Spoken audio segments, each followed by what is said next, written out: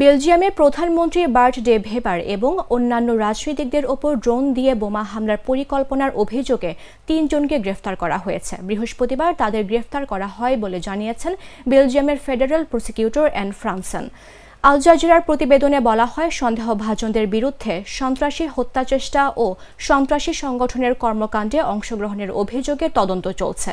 তবে ৩ জনের মধ্যে একজনকে ছেড়ে দেয়া হয়েছে, বাকি ২ জনকে শুক্রবার আদালতে তোলা হবে। বেলজিয়ামের ফেডারেল প্রসিকিউটর ফ্রান্সেন বলেন, অভিযুক্তরা জিহাদি মতাদর্শে অনুপ্রাণিত হয়ে রাজনীতিকদের লক্ষ্য করে সন্ত্রাসী হামলার পরিকল্পনা করেছিল।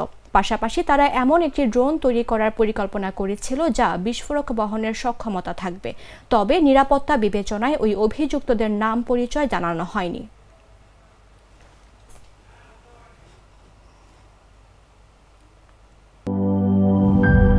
লাল সবুজের দেশে নতুন রঙের বেশে ঘরে বাহিরে সাজানো বলকে রেইনবো রেইনবো রেইনবো পেইন্টস রে সাশ্রয়ী দামে দেয়াল রাঙায় রেইনবো সবার রং সবার ঘরে ঘরে rainbow Rainbow Paints, the color of joy.